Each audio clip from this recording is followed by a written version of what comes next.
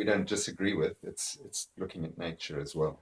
But we just find for management purposes, it's better to have your crops separate, because if you've got a tall crop next to a short crop, your short crop's getting deprived of sunlight. So somebody somewhere along the line is being deprived. So whilst permaculture definitely works and it's a good nature-based system,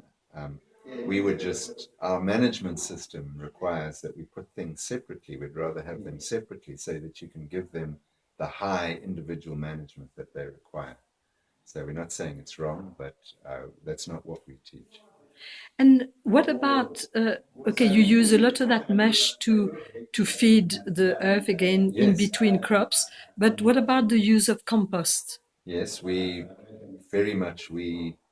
have learned how to make inspired composts, thermal compost. So we make compost and we use compost extensively in all our vegetables. We've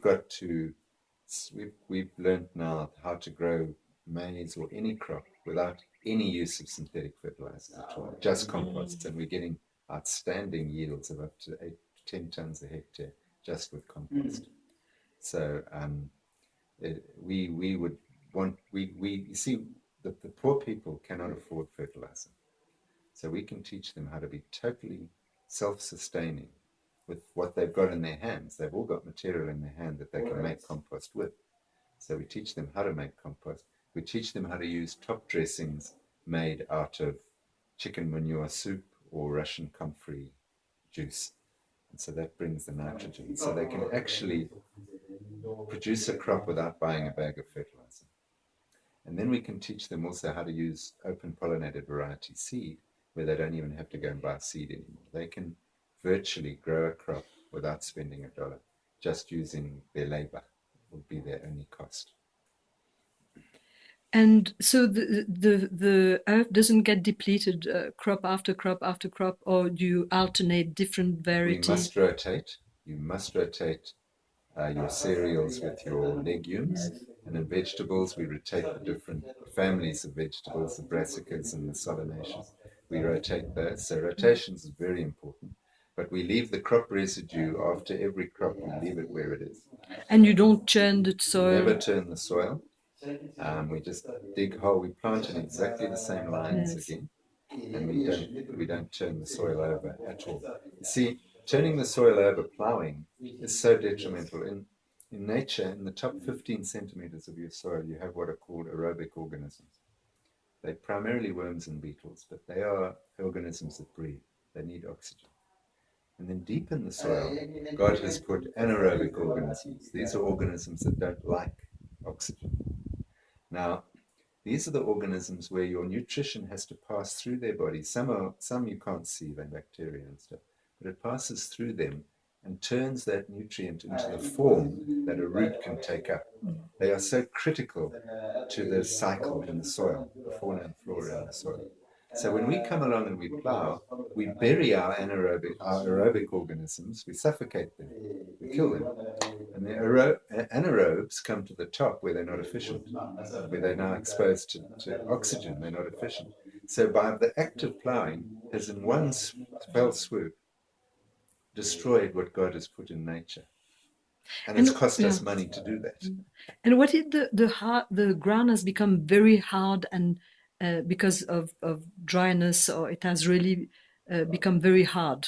Well, it doesn't. You see, when you start the system, your soil gets softer and softer and softer and softer, because you're not breaking your soil structure. You're allowing the air, the good infiltration of water, and because your worms and beetles and stuff have dug little channels that allows for infiltration. Your roots from your previous crop have rotted down, and they've left little channels in the soil where your water can infiltrate. And you're getting vastly improved infiltration of water. So your water table rises. So when you go into a dry spell, you've got a bank, a reserve of water there that your crop can survive on through any dry period. So everything we do, that's how it works in nature. We just copy that with a childlike faith, and that's what. But you need to learn to do it the right way from a soil that has been very deprived of roots and nutrients and you've got to start hardness. somewhere. You've got to start somewhere, and it's to start the right way. You can in 4 years get your soil back to how it was. Get it back to a virgin state by just starting with mulch and no turning over no inversion, and keeping your mulch cover on top. Your soil will gradually get better and better and better. So I'm just visualizing our plot in Rodrigue, where it's just covered with all sorts of green herbs and all sorts of, I mean, it's wild. It's not arid and desert like what we see outside there, but being a bit tropical. So what would be the first step?